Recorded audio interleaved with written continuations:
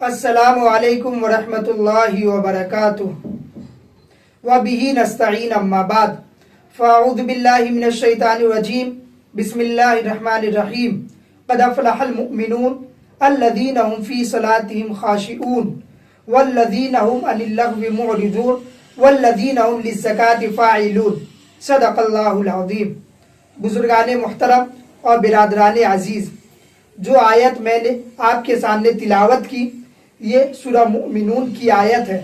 ان آیات میں اللہ تعالیٰ نے ان مومنوں کی صفات بیان فرمائی ہے جن سے فلاح کا وعدہ کیا گیا ہے۔ اگر یہ صفات کسی کو حاصل ہو جائے تو اس کو فلاح حاصل ہو گئی، یعنی اس کو دنیا میں بھی کامیابی حاصل ہو گئی اور آخرت میں بھی کامیابی حاصل ہو گئی۔ اللہ تعالیٰ نے پہلی صفت یہ بیان فرمائی ہے، فلاح پانے والے مومن بندے وہ ہیں جو اپنی نماز میں خشوع اختیار کرتے ہیں۔ مومن کے تمام کاموں میں سب سے زیادہ اہم کام نماز کی ادائیگی ہے، اسی لیے یہاں پر اللہ تعالیٰ نے مومن کی صفات میں سب سے پہلے نماز میں خشوع کی صفت بیان فرمائی ہے۔ عام طور پہ دو لفظ بولے جاتے ہیں، خشوع اور خضوع۔ خضوع ذات سے ہے اور خشوع شین سے ہے۔ خضوع کے معنی ہے انسان کا اپنے ظاہری اعضاء کو اللہ کے سامنے جھکا دینا، اور خشوع کے معنی ہے انسان کا اپنے دل کو اللہ کی طرف متوجہ کر دینا۔ نماز میں دونوں چیزیں مطلوب ہے، یعنی نماز میں خضوع بھی ہونا چاہیے اور خشوع بھی ہونا چاہیے۔ یہی وجہ ہے کہ حضرات صحابہ کرام اس بات کا اہتمام کرتے تھے کہ جو طریقہ حضور اقدس صلی اللہ علیہ وسلم نے بتا دیا اس کو یاد رکھیں، اس کو محفوظ رکھیں اور اس کو دوسروں تک پہنچائیں اور اپنی نمازوں کو اس کے مطابق بنائیں۔ چنانچہ خلفائے راشدین حضرت عمر، حضرت عثمان اور حضرت علی رضی اللہ تعالی عنہم اجمعین، جن کی آدھی دنیا سے زیادہ پر حکومت تھی، لیکن جہاں کہیں جاتے وہاں پر لوگوں کو بتاتے نماز اس طرح پڑھا کرو، اور خود نماز پڑھ کر بتاتے، آؤ میں تمہیں بتاؤں کہ حضور اقدس صلی اللہ علیہ وسلم نے کس طرح نماز پڑھا کرتے تھے، تاکہ تمہارا طریقہ رسول اللہ کے بتائے ہوئے طریقے کے مطابق ہو جائے۔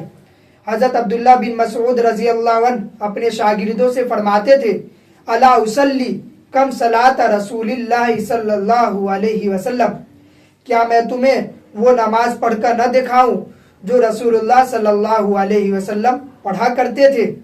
لہذا نماز میں خضوع بھی مطلوب ہے۔ اس نمازی کے سارے ارکان سنت کے مطابق انجام پائے۔ نمازی کے ظاہری اعضاء کا سنت کے مطابق بنا لینا یہ خشوع کی طرف جانے کی پہلی سیڑھی ہے، اور جب آدمی اپنے اعضاء کو درست کر لے گا اور کھڑے ہونے، رکوع کرنے، سجدہ کرنے اور بیٹھنے میں وہ طریقہ اختیار کر لے گا جو رسول اللہ صلی اللہ علیہ وسلم کا طریقہ ہے، تو اللہ کی طرف دل متوجہ کرنے کی پہلی سیڑھی ہے۔ آج ہمیں اکثر و بیشتر یہ شکوہ ہوتا ہے کہ نماز میں خیالات منتشر ہوتے ہیں، کبھی کوئی خیال آ رہا ہے، کبھی کوئی خیال آ رہا ہے، اور نماز میں دل نہیں لگتا۔ اس کی ایک بڑی وجہ یہ ہے کہ ہم نے نماز کا ظاہری طریقہ سنت کے مطابق نہیں بنایا اور نہ ہی اس کا اہتمام کیا۔ بس جس طرح بچپن میں نماز پڑھنا سیکھ لیا تھا اسی طرح نماز پڑھتے چلے جا رہے ہیں، اور یہ فکر نہیں کہ واقعتاً یہ نماز سنت کے مطابق ہے یا نہیں۔ ہمارے حضرت فرماتے ہیں